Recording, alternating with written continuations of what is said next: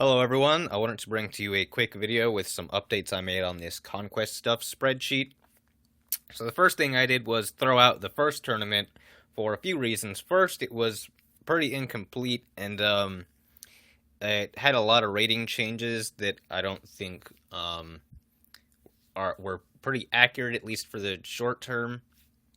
I also changed the rating system just a little bit. I just changed how fast the ratings are moving up and down. So before the K factor was 64, if you know what that is, and now it's 40 for provisional players, and when you're not provisional, it goes down to 20. And if you reach so high, like if you reach master, then it goes down to like 10. So basically, masters have a harder time moving up the ladder than lower players, who have a harder time moving up the ladder than new players, right? So we're all new right now. So Rage, he's maybe like almost halfway to being not provisional because you need 25 games. He has 10. So after this tournament, he'll definitely be at least halfway. So here are the new ratings now. Nobody's at Class D right now, although some people are close. Also, unplayed games don't affect your rating. So I read that in the chess handbook. I know I had been making it a loss for both players, but I think the reason it doesn't affect ratings is because eventually that would just bring everybody's rating down, right? So the average wouldn't be 1,500 anymore. So here are the new non-provisional and active. I don't think I updated that page. Yeah, I did. Okay.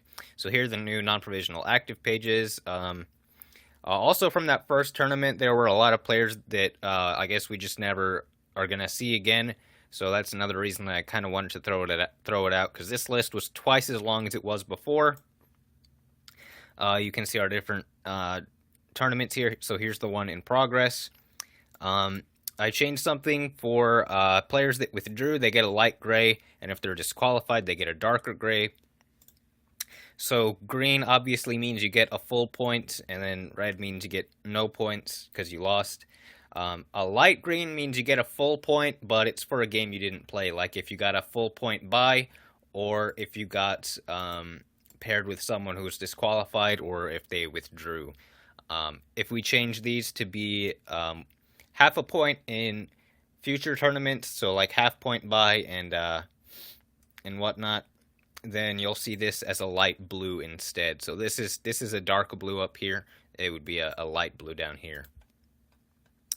So yeah, there are the games that have completed and still need to go on. I have this set lookup page where I've attempted to sort of document the standard sets that you might see used in tournaments. So maybe not for like high level play, like I don't think anybody's going to use the old school anti-rush in a tournament, but these are at least sets that I think people might use, especially if we get some new players joining the tournament. And I've categorized them. I have anti-rush and rush sets, and regenerate sets, Winds of Fate sets. Again, not all of these are very good. Like, I don't think so Bombard, like I don't think fake regenerate is very good, but I know it's tricked some people. Someone might use it eventually, so I wanted to put that in for set analysis. We'll look at that in a second. So we got my vigilant sets, and again, championeer sets. I don't think they're very good, but I do know some people have gotten to like 2,000 rating using them, and they might try to join a tournament using them. And then just some notable other sets. There's some notes over on the right side over here. So like I put a long description for this Winds of Fate and Regenerate set because it's got a pretty interesting end game. It's a very long one, in fact. But let's go on to set analysis. So in this page, I'm trying to document a proper win percentage for all the different sets, right? So, like, for example, we know anti-rush usually beats rush, so, you know, it would be, I guess, interesting to see exactly what percentage that is.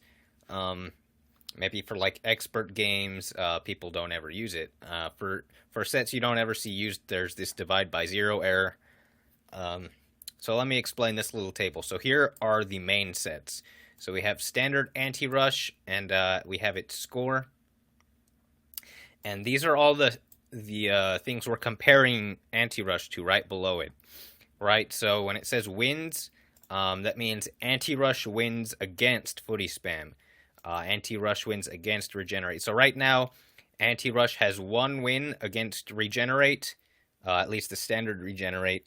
And so against regenerate, it has a score of 1. So this isn't a win for regenerate. This is a score for anti-rush against regenerate. And you scroll down and you see the other matchups. So footy spam versus these, and so on and so forth.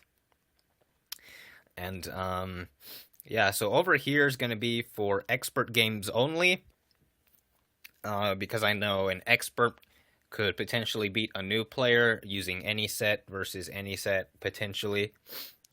And if we scroll down past this purple line that I made, we have every set's statistics versus every other set. So, for example, anti-rush has 6 wins and 1 loss versus all of the other sets in the tournament. So it's got a score of, obviously, 6 out of 7. So there's the decimal right there. And I've grouped these like I did the set lookup page. So your anti-rush sets, you'll see as you go to the right. Yep. And if the page wants to stop lagging, the rush sets over here, and then you have regen sets, and so on.